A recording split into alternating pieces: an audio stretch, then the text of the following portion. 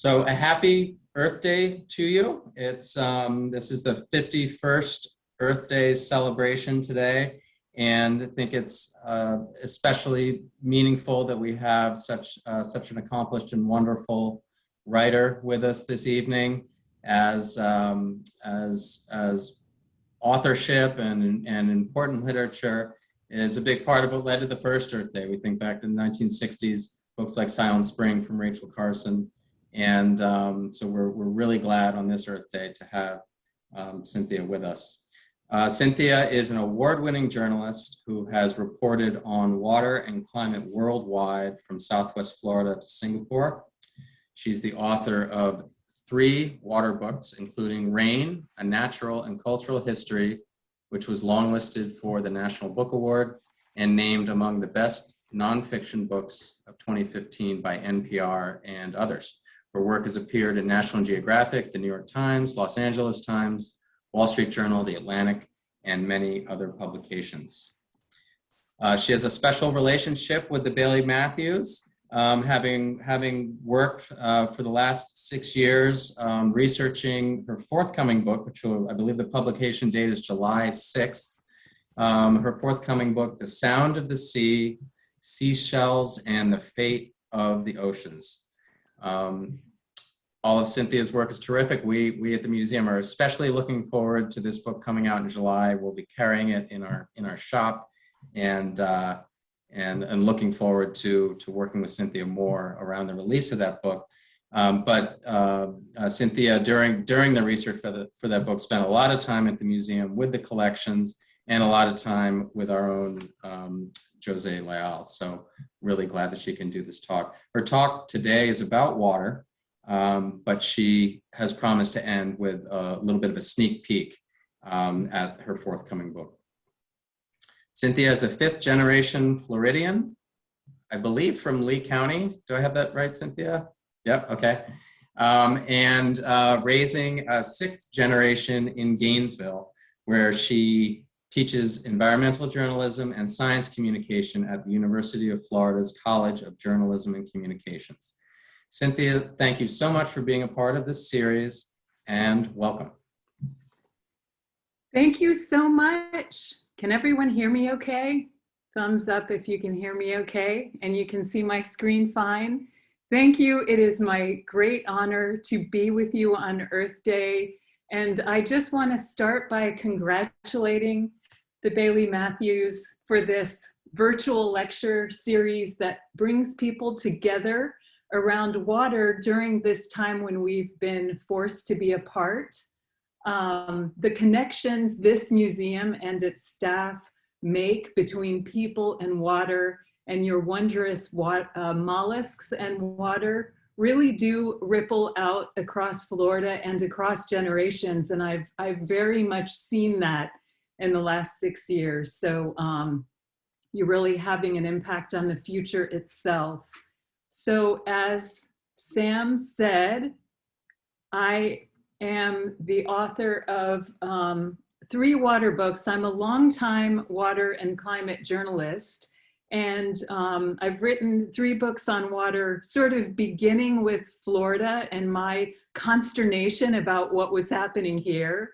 And then my second book sort of really honed in on solutions by reporting about solutions around the United States and around the world. And the most recent one, Rain, was a way to kind of draw people in. I figured out that even people who don't like talking about things like climate change, they love to talk about the weather, right? It really brings people together. And so that's sort of where I've gotten writing water books. Today I'm going to talk about this second book. That's what Jose asked me to do for this talk, and I think it's a great theme for Earth Day. So Blue Revolution articulates a water ethic for America, and the idea is that water, really our most valuable common pool resource, is so vital to life and economy that we've got to get to a point where we can kind of lift it above politics and the water wars that have very much impeded wise stewardship in Florida. So I thought I'd start with Earth Day. It's an auspicious meeting day for us because what we're doing right now is exactly what the first Earth Day was meant to be about.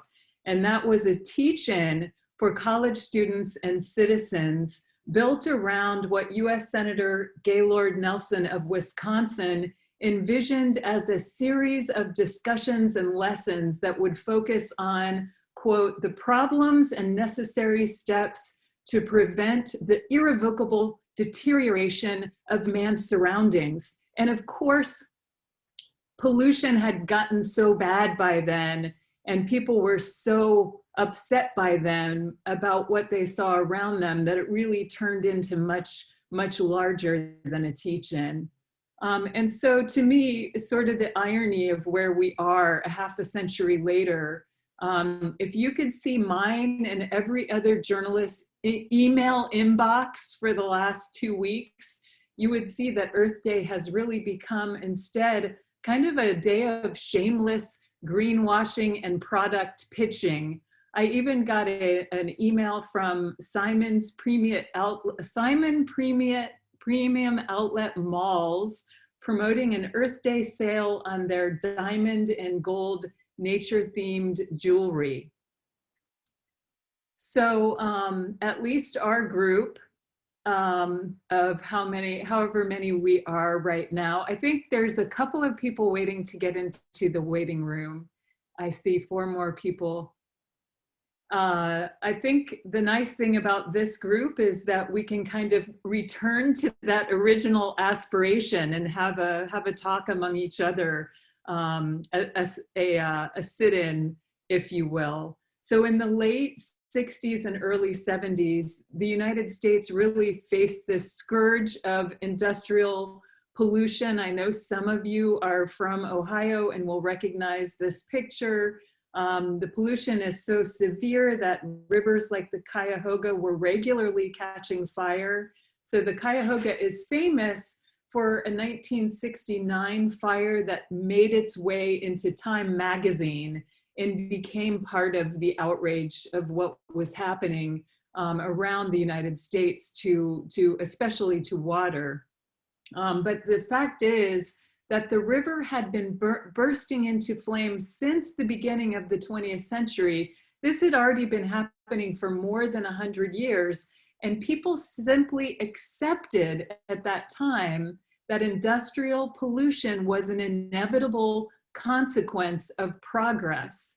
And so what changed was a new ethic among the public and a new attitude that it absolutely doesn't have to be that way. And I think there are a lot of correlations between that time and today, in that some people feel that some of the things we're dealing with, like climate emissions and other emergencies, are kind of a consequence of the benefits of capitalism, and it absolutely doesn't have to be that way. So likewise, here in Florida, our bays at that time were some of the most polluted in the nation due to sewage and industrial waste. In Pensacola, Escambia Bay held the record for the worst fish kills in American history, with 21 fish kills in 1969 alone, and the most widespread kill in 1971. If you've been to Pensacola, or if you're from there, you know that the Brim Fishermen's Association erected a monument you can still see down by the water that says, "In memory of Escambia Bay, BC to 1971, killed by pollution." And I could tell you similar stories about Tampa Bay, where an obituary could have been written to the seagrass, or Biscayne Bay, where this disgusting pink plume was visible from the hotel rooms overlooking the bay. It was dubbed the Rose Bowl, and this was just raw sewage running right into the bay. So the point I want to make is that the Rose Bowl got cleaned up at that time. Tampa Bay became a national model for seagrass restoration, and Pensacola Bay became kind of the sparkling centerpiece that it should be, the centerpiece of the city that it should be. So that tombstone didn't end up being true after all.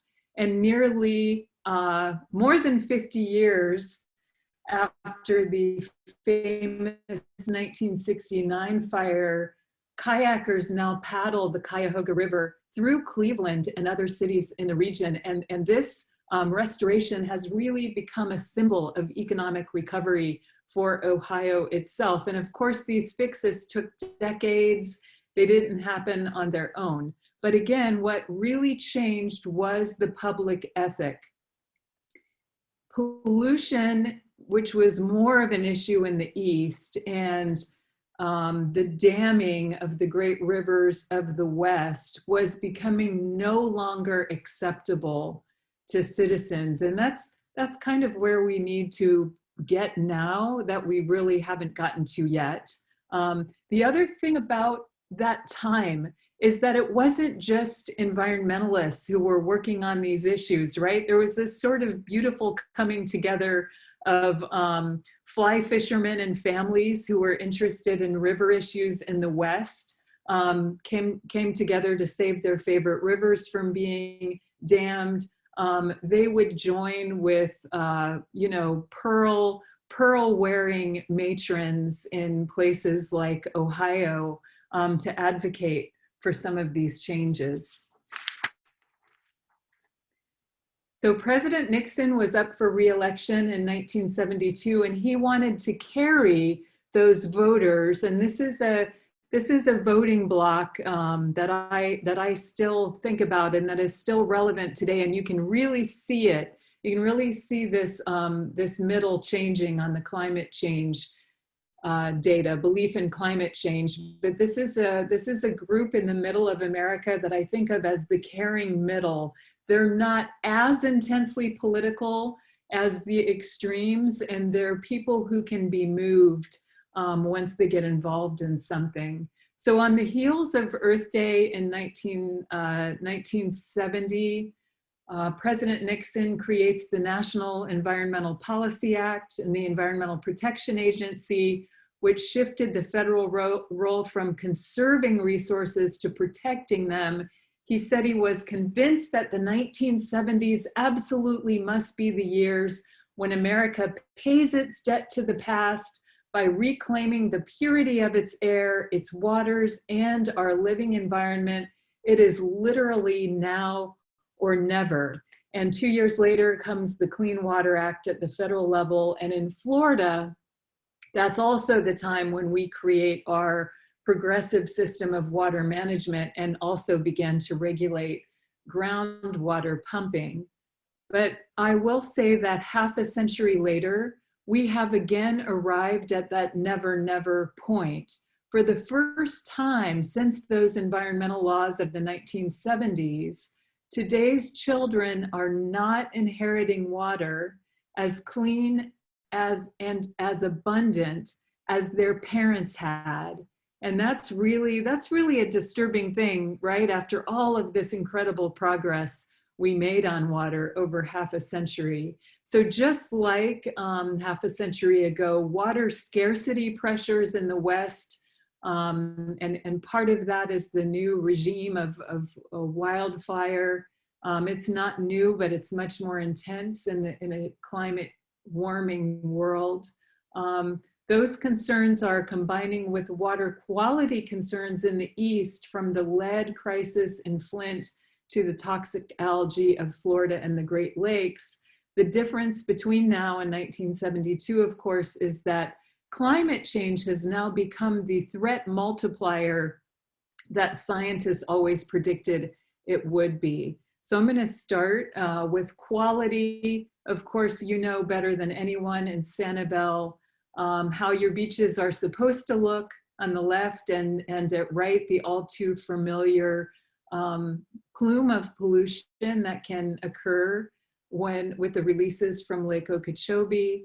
The green muck and the harmful algal blooms or toxic algae in so many Florida waters, including the Indian River Lagoon, and possibly involved in so many of the marine mammal deaths, including manatee deaths.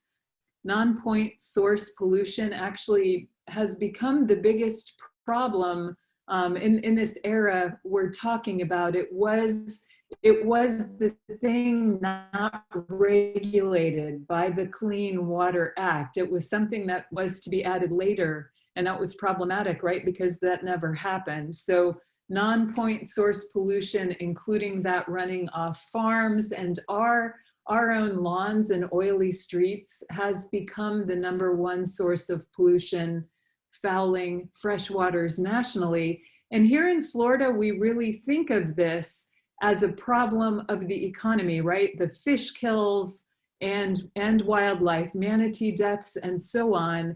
But what I really want to call attention to is the truth that what begins with wildlife then moves to the human population. And so you might remember Toledo, Ohio was a good example of where harmful algal blooms ended up shutting down drinking water supply itself for the city of Toledo. So it's shutting down all freshwater supply in the city for 3 days, which had a profound impact on, you know, hospitals, everything in the city. So I always found this such a striking image, the image on the right of the shelves in the stores being completely cleaned out of bottled water in the place that contains the single greatest source of fresh surface water in the world, which is the Great Lakes.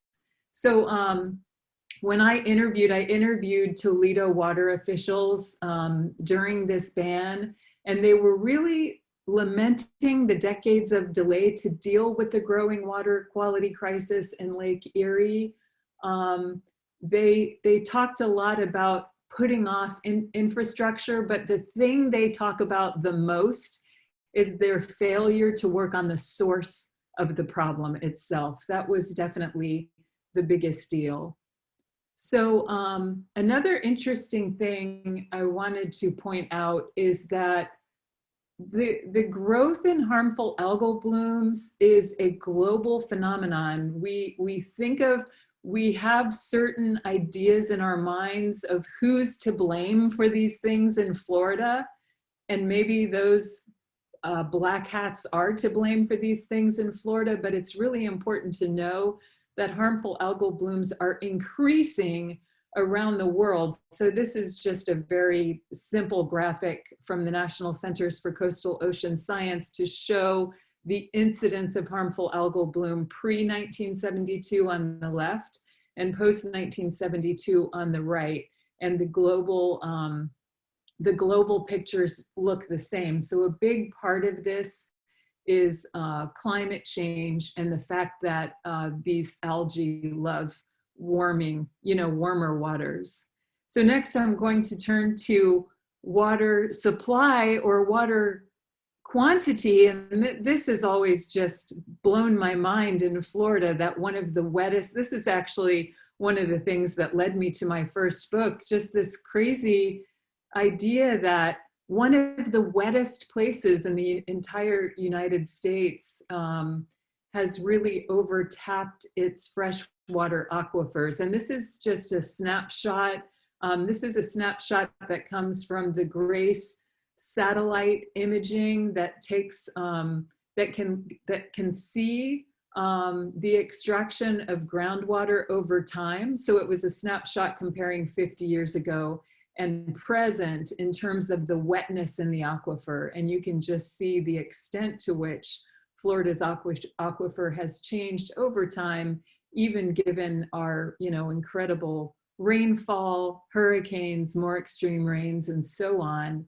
And that's another thing that got me interested in water. And those of you who came to my talk at the Bailey Matthews 6 years ago, I know you might remember me talking about the springs and how I got interested in this, but I just brought one example of the before and after look at the springs where near where I live in Gainesville. My friend John Moran has been shooting the springs since 1972, the nature photographer John Moran, And this is a look at Peacock Springs at that time, maybe around the first Earth Day, and a look at Peacock Springs today. And it is a combination of quality and quantity, you know, over pumping in the region, but also the amount of pollution that's going into these springs. And despite evidence to the contrary, from the drying springs in Florida to the shrinking Colorado River, Floridians and Americans still view water as this endless resource, right? We just think of it as something where we're going to turn on the tap and it'll flow out, and it's always so clean and wonderful and abundant. But this is really not a nation, or maybe nowhere in the world should we be flushing toilets with potable water that has been treated to meet drinking water standards, right? We pay a lot of money for this water to be clean enough to drink. And it's not the same water we need to flush toilets with and water lawns with and all of that. But again, it's sort of an ethos, right? It's, you see some communities just doing a great job on a lot of these things. And I think Sanibel is one, particularly when it comes to preservation of natural areas and wetlands. But what we know has not been embraced systematically. So if I had to, I actually worked out this definition with audiences over time, like what would this look like? And the water ethic for me has become a nice frame for talking about how we can think about water. It is something that people like to talk about in churches and at Rotary clubs, and it sort of elevates the conversation, right? It's sort of easier to talk about a water ethic and future generations than it is to talk about Republicans and Democrats and so on. But it's essentially the same definition as sustainability, that we come together to use less and pollute less, making sure the way we live with water today doesn't jeopardize fresh, clean water for our children, businesses, and ecosystems tomorrow. And so again, I mentioned, you know, thinking about who's to blame for things. The way to think about water is the way that we all use water. The state of our water reflects the way we use it together for flood control, for power production, for agricultural irrigation and other industrial uses, and for us, right? Water coming in and out of our homes and businesses. So for Blue Revolution, as I mentioned, I went around the world to some other places that I identified that were places where a whole country had really embraced a way of living very differently with water. So two that stand out are the Netherlands and Australia, and they stand out and they changed the way they did because they had lived with such an intense history of drought in the case of Australia, and in the case of flood in the case of the Netherlands. And I have some stories for those places, but I think I'm not going to tell them now because I didn't want to talk too long. I really want to get to our questions.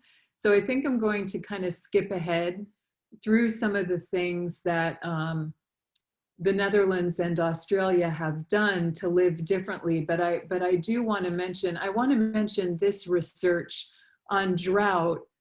In Florida, in the past, I don't know, maybe 5 or 6 years, we've been living with a really rainy time, right? Lots of hurricanes, lots of rain, less of the drought that we've seen maybe 10 years ago. Some of the tree ring research coming out is just fascinating in showing that before Florida's development, Florida saw really intense droughts, the likes of which we've never seen in the time when Florida has been developed. In other words, we kind of created our water infrastructure, as did the West, in a fairly wet time. And so, especially under the specter of climate change, it's very possible that we'll see extreme droughts in the future of the likes that we haven't seen before.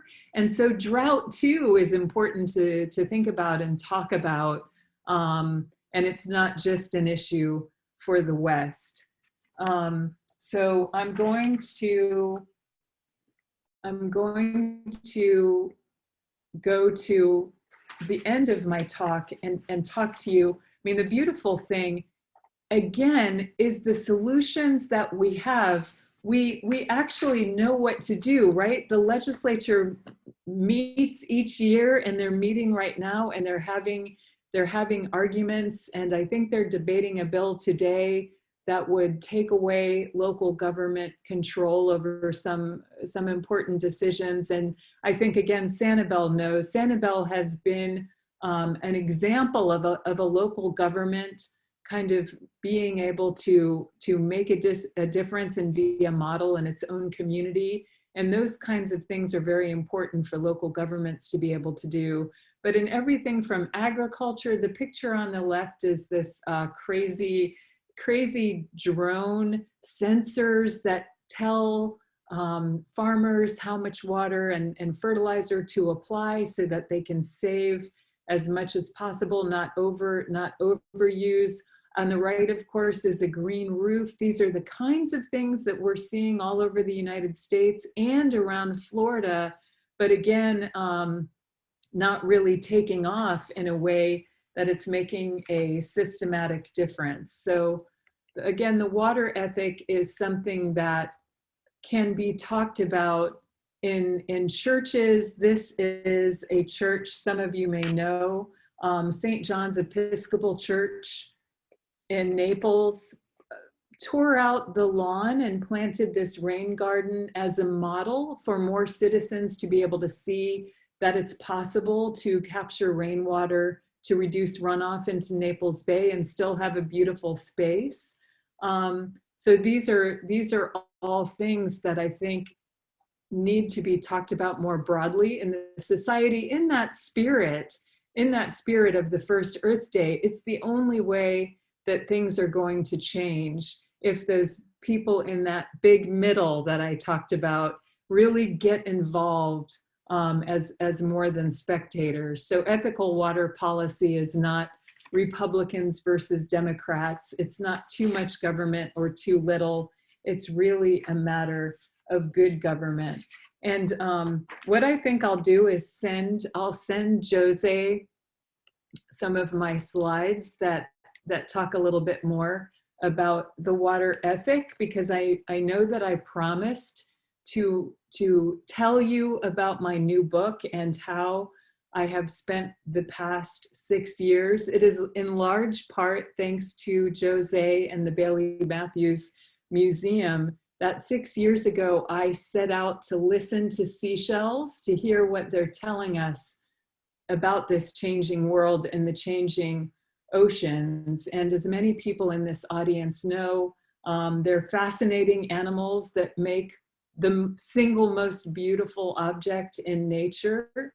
And I want to thank so many of you here, especially Thomas with the Sanibel Captiva Shell Club and everyone else who gave me so much help over the years for what is going to become soon on July 6th, The Sound of the Sea, Seashells and the Fate of the Oceans.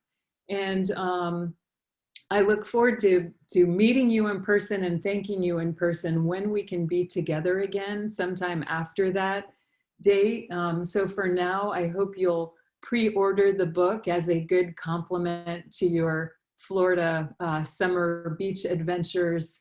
And I think you'll especially like the chapter on Sanibel, which has some surprises about the island's many celebrity visitors, the fabled and it turns out fierce Junonia, and how Sanibel shell lovers are at the forefront of the changing ethos that I've talked about today. So again, many, many thanks for inviting me to speak. And I think now we should sort of move into a Q&A and a conversation so that we can all be talking together and not me lecturing too much, because I want to hear what's on your minds and what you would like to talk about. So thank you. Thanks again for having me.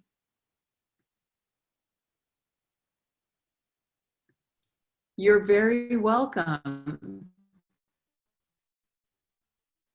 So I see there are 39 in the audience, and at least one of my students came. So that's nice to see. I do teach environmental journalism at the university. So at this point in my career, I wanted to help, not only help be involved in the really important work to save journalism, which has been, you know, in a big period of transition, but I'm also very excited about the next generation of people who are telling the story of the environment. Phyllis asks, what's the status of reclaiming the Everglades? Is federal money going to move it forward? I think that there has been good news about Everglades money in the legislature just in the past couple of days. You asked about federal money. I don't know if we know that at this moment, but I think generally the news from the Everglades has looked pretty good in the past couple of days in terms of getting the money that's needed to help stem the releases from Lake Okeechobee that come into the Caloosahatchee and mar your beautiful place. Is anyone on the Zoom who is keeping up with the reservoir issue or the other Everglades funding issues? Any lobbyists are probably up there right now, right? But I will say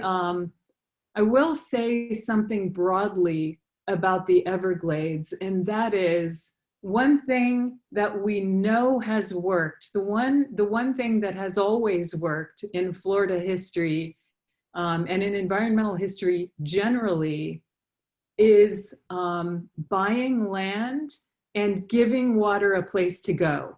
And that was what I was going to tell you that I learned in the Netherlands. Yes, Jack, I'm sorry you were not able to log in. We have been recording, and this is going to be available. What is being done to control the releases from Lake O that did so much damage, including so much sea life a couple of years ago? So what's happening from the state level? The state wants to build a big reservoir to hold water so that the Army Corps is not put in the position of having to release water from Lake Okeechobee when the lake gets high. And just so we're all on the same page on this issue, this is one of those balancing acts, right? Because this levee and this lake pose a great danger to people living in its path when the water gets too high. Over Florida's history in the past, a hurricane came and killed many people, and it kind of haunts haunts Florida, right? This idea that this human construction could take so many lives. And so this is a constant balancing act. The proposal now is to build a big reservoir to hold more water so that when the rains come, it gives the water a place to go. But as I was just saying about the Everglades, and I do know this from talking to many scientists over the years, that is not the ultimate answer that is going to last forever, especially as the climate changes and we deal with some periods of really extreme rains. There also has to be natural places for the water to be able to flow as it did naturally. So all of our problems can't be solved by building more huge infrastructure projects. And that's what we know, right, from Everglades history. That's what we know from Everglades history. That's also the lesson of the Netherlands, that the Dutch built these enormous barriers in the wake of its major storm of the 1950s that also killed, I think that storm killed 1,800 people, about the same number as Hurricane Katrina. And they said never again. And they built all these huge storm barriers around the country, only to find that when the climate began to warm, ice begins to melt and rains become more extreme. Now they started to suffer from river flooding, and the water would have no place to go because it was being held in, and that in itself created a whole new set of problems. And so now the Dutch are buying up lots of farmland across the country, again, to give water a place to go. So that's something to keep in mind, to really not see infrastructure as the ultimate answer to these problems. Nature is really the answer to a lot of this. Tina asks, why does our state grant permits for bottled water businesses to pump millions of gallons out of the St. Johns River? So the state grants groundwater permits to all sorts of industries, including agriculture and, yes, bottled water, that extracts not only from the St. Johns, but a concerning piece of that is extraction from the Floridian aquifer around some of these springs that we know are being depleted. State law says that the state has to balance the needs of people and business and the environment, and so they have long granted groundwater permits to bottled water companies, and I would say again that this is an important issue for people to understand and maybe change the way they live, right? We consumers have just made bottled water an enormous industry. We buy bottled water for every conference and every beach picnic, and it's so unnecessary, right? I talked about how we make this, we spend so much money to make our tap water incredibly clean and drinkable, and we have excellent tap water, and we can drink that tap water. So I think the ethics may change about bottled water. I think it will continue to be bottled and to be permitted as long as people continue to buy it. Do I know anything about the status of the appeal to reverse the permit given to Nestle to pump an additional 1 million from Ginny Springs? You know, I did not look into what's happening with that permit because I figured the audience today was going to be from Sanibel, but I should have known that there would be interest in the bottled water issue. Does anyone else on the call know about the status of the appeal to reverse the Nestle permit? So for those of you who may not be familiar with this, who might be in South Florida, I think it was the Swanee River Water Management District granted Nestle Waters North America an expanded permit for their longtime bottling operation at Ginny Springs. And it's been quite controversial. As I mentioned, the springs have been in real trouble in recent decades, both from overpumping and pollution. And so there's been an effort to get the management district to deny that permit. And now it is being appealed, and I don't know the status of that. Supposedly, the Caloosahatchee Reservoir will be able to not only capture water from the Okeechobee, but also help clean it. Do you know what the cleaning process entails? I don't know what the cleaning process entails in the new system. Yay, that's a good one. I pre-ordered your book, Sound of the Sea. Thank you. Pre-orders actually help book authors. So I appreciate anyone pre-ordering the book. And you ask a good question about whether it will be coming out on Audible. I should know any time now.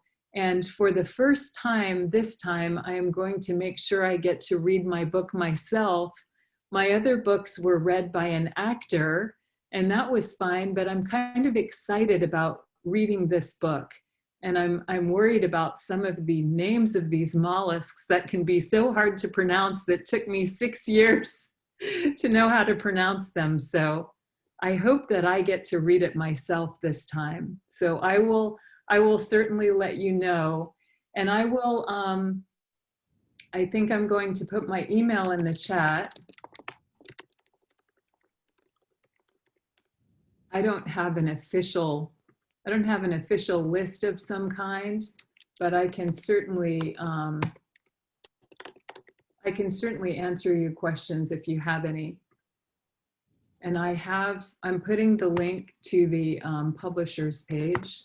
That's the new book.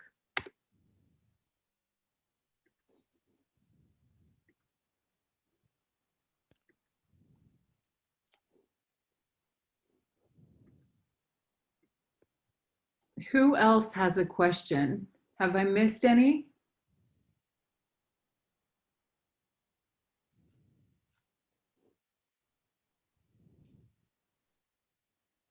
Does anyone have a question about the new book? If I've answered all your questions about water?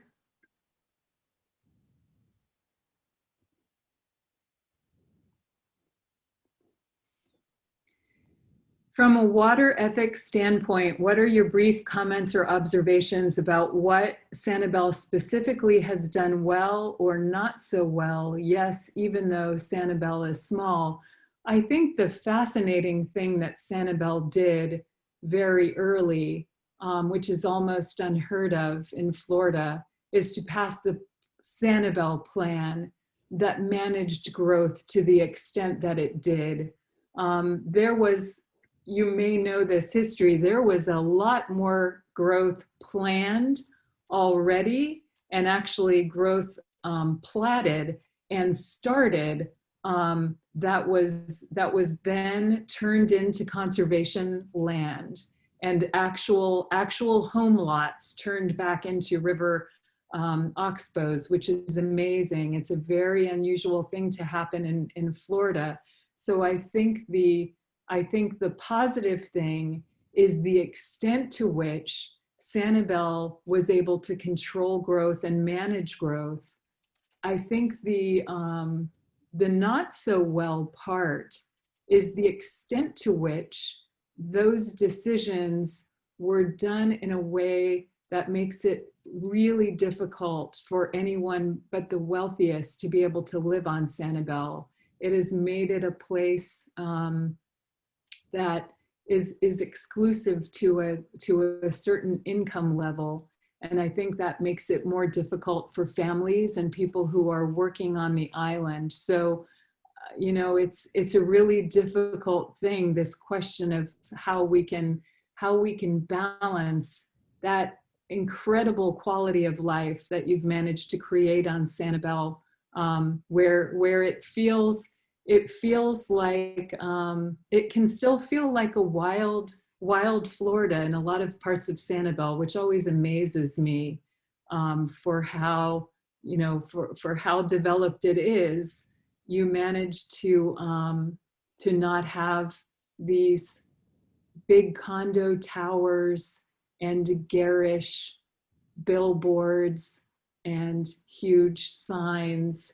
But I think it's a difficult place for some people to live. So to me, those are kind of my brief comments about it. I'd be interested to hear what other people think, and if what people think about what I just said, because I live hours away from you, and I've only, I only come there every once in a while.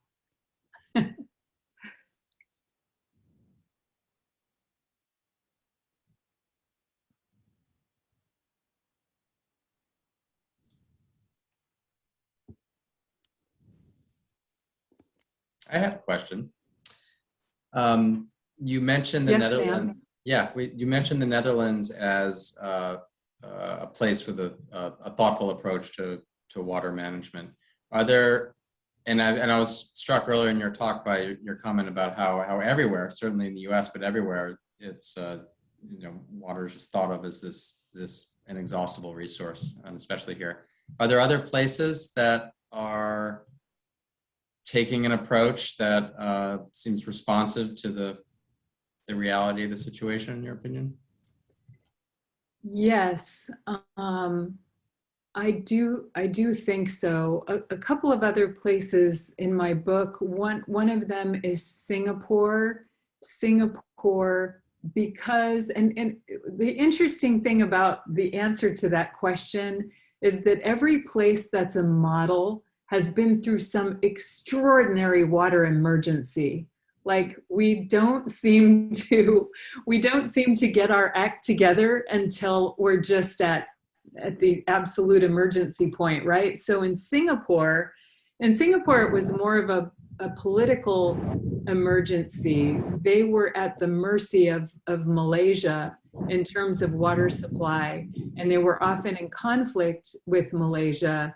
And so Singapore had to work on becoming independent from Malaysia. And so Singapore became the first nation in the world, I think it's the first nation in the world, that recycles every drop of water. So that's everything, including sewage, treated sewage. So when I was there, they speaking of bottled water, they bottle their highly treated sewage, and it's called New Water.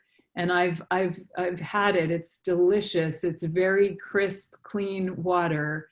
And humanity is ingenious. We can take sewage and turn it into incredibly clean, sparkling water, and use what's left as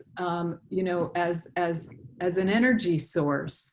And these are the kinds of things that could be done that we don't do. I think because we feel we don't have to, right?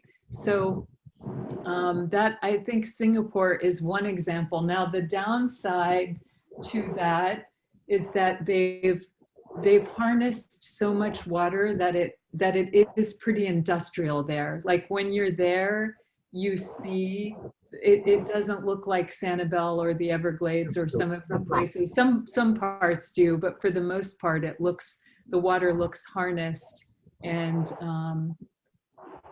let's see. Sanibel is a uniquely beautiful place, one I can only afford to visit from Pennsylvania once or twice a year. Much prefer it to towns and cities with high-rise condos and hotels. Thankful that growth was limited, though understand the difficulty of the lack of affordable housing for those who work there. Yes, that's the difficulty, isn't it? That would be an interesting thing to look into. And I would say that one angle that has been missing from the environmental movement for centuries and recently in the environmental movement since the first Earth Day was any attention to social justice or the kinds of issues we're talking about, even affordable housing, right?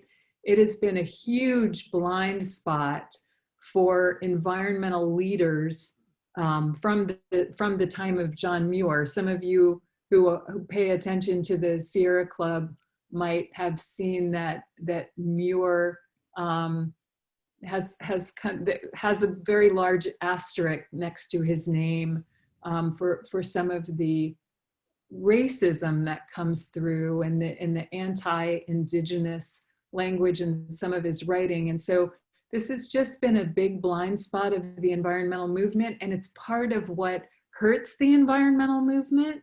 So a great thing that's happened is that this idea of intersectionality has become really important to the conversation and to a lot of modern environmental leaders. And I mentioned that one of my students is on this Zoom, and my students in general are very interested about the human side of all of these environmental questions. They're not in this because they want to save birds, even though they do want to save birds. They understand that climate change is harming poor people to a much greater extent and all around the world than the rest of us. And so for them, these environmental issues, and particularly climate change, are justice issues, and that will be important going forward. And sort of, I know it's a reckoning that museums are experiencing around the nation and around the world as well. And I think it'll be a good thing for the environment, because it will make work on behalf of the environment more inclusive and therefore broader.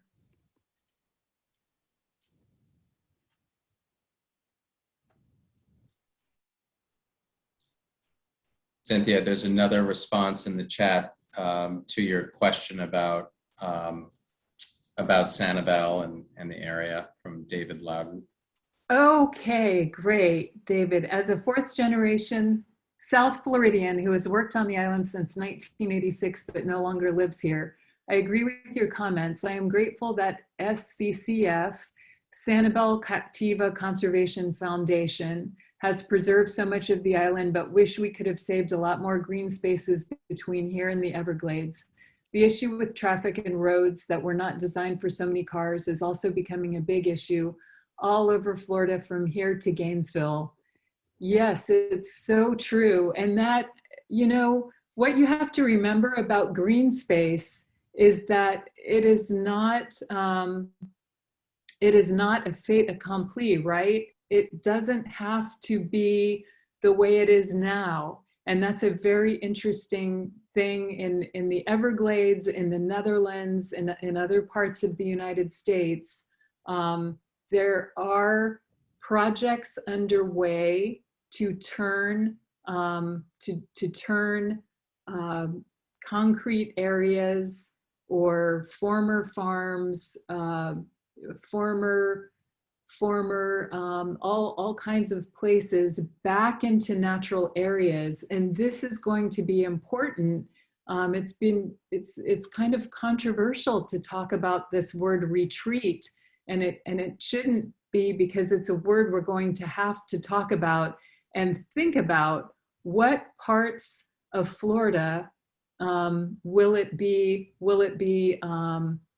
make most sense to let some of the water have a place to go? Because if we don't do that, and it endangers others on the coast, right? So these are conversations that communities are having right now along the coast, at least the communities that are forward thinking. And SCCF was a really forward thinking organization, and Sanibel as a whole, to be able to think already about where the water is going to go. And I was there, I don't remember if it was 2 years ago, when I was there in the spring. The flooding was terrible, and there were several people who couldn't get into their driveways. So you know that these are issues that will even impact places like Sanibel that have conserved a lot of land. But I would say that these issues with us having overbuilt, what we see now is not what has to be there. We can really envision something different and something better, and help Florida become the place that we know it can be. It is going to be a difficult conversation, talking about retreat and what happens, and some of it will be based on what happens in forthcoming hurricanes and what happens with flood insurance. But these conversations will happen, and Florida will change at its coastlines.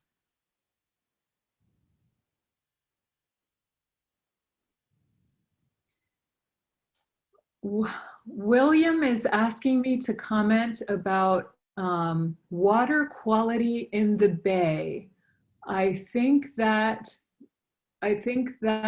whether there are fluctuations or it's consistent, I don't know the answer to that, William. If anyone on the call is up on local water quality monitoring, you will have to put in your 2 cents. But I can tell you from working on the Seashell book and doing a lot of research about scallops, that the picture for scallops in Sanibel and Pine Island Sound has been a bit grim in the past couple of years compared to what it was historically. And I think they're sort of a canary in the coal mine for water quality in Sanibel. And I know that they, in the past, it was an incredible area for scallops. I have some historic writing in the book about how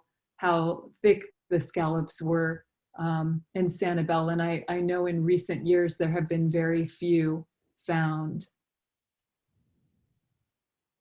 Can you give us an overview of the topics covered in The Sound of the Sea?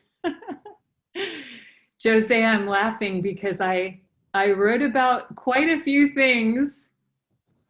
Jose was my fact checker, although if you see any wrong facts, they're all mine.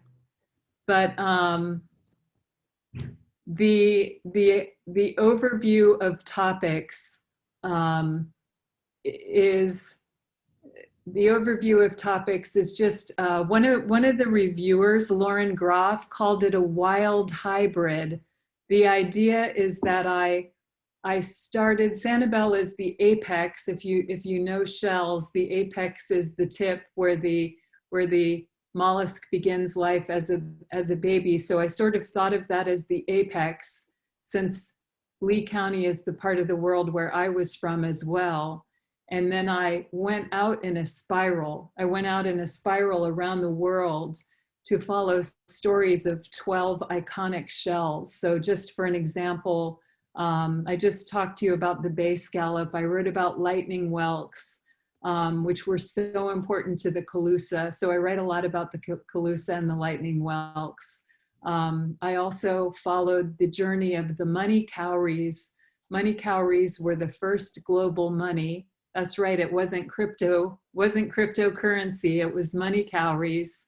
And they were harvested in the Maldives, and they were spent around the world.